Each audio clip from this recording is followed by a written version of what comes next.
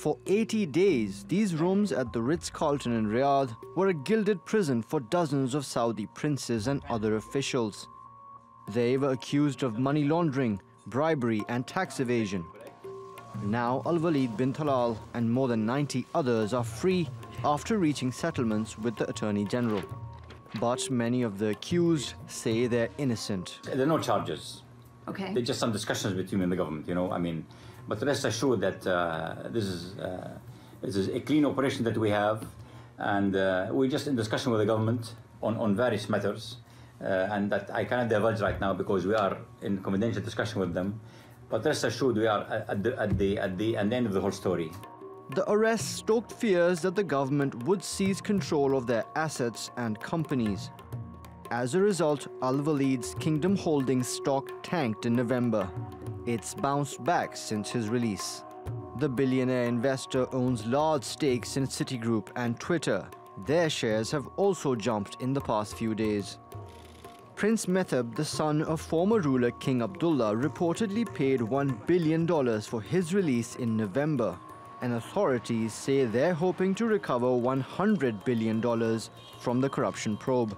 Many in the kingdom welcome the crackdown. They say it shows no one is above the law and that the government is serious about reforms. Any economy undergoing restructuring has to tackle corruption. Without putting an end to corruption, no reforms will be successful. After serving as a prison since November, the Ritz-Carlton is expected to go back to being a hotel from next month. But the government's anti-corruption drive will continue. And that means anything but business as usual for many of the kingdom's rich and powerful. Mobin Nasir, TRT World. And Mobin's with me now for more. Mobin, after months after this crackdown, are we any the wiser as to why it took place in the first place? Look, it's the kind of step that's got to have made international investors nervous. But domestically, it served at least 4 different purposes. First of all, of course, there's the money. The Attorney General says they look forward to target collecting about $100 billion. Even if a sizable fraction of that would go a long way in helping the kingdom cover its deficits, its expenses, which we know are rising in line with Vision 2030. Then, of course, it's something that gives the locals the impression that people who've been above the law for decades are now finally being held accountable. And then, of course, it kind of creates this us versus them among the haves and the have-nots. The Attorney General and several other officials have said repeatedly that whatever they collect from the corruption probe will go towards social spending and in terms of, and towards giving handouts. Keep in mind that the Saudi government is raising taxes, they're raising fees on dependents, etc. And so at least to the citizens, the message is whatever we're able to get from the big fish just means more for everybody else.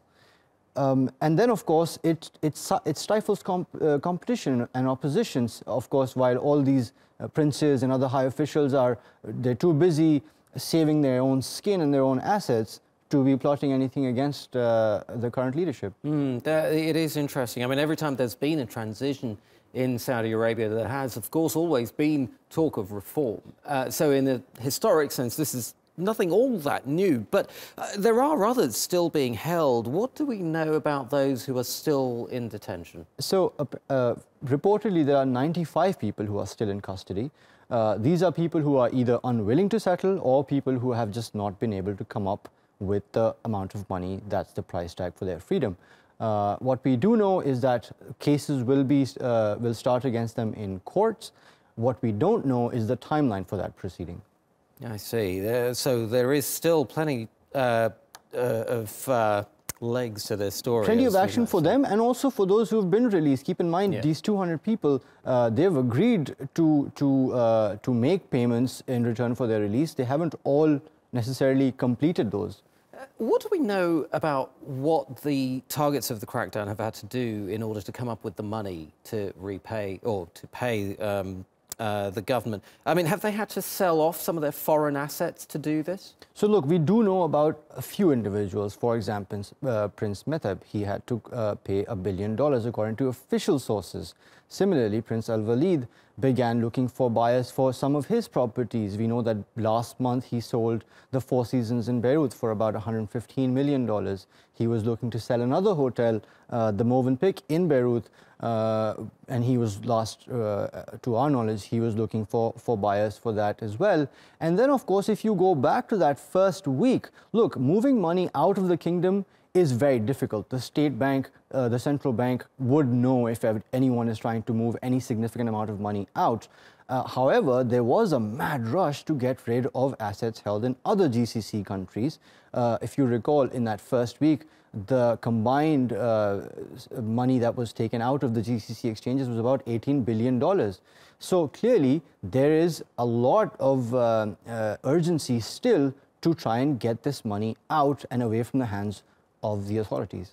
OK, we're going to have to leave it there. Mobin Nasir, thank you very much indeed.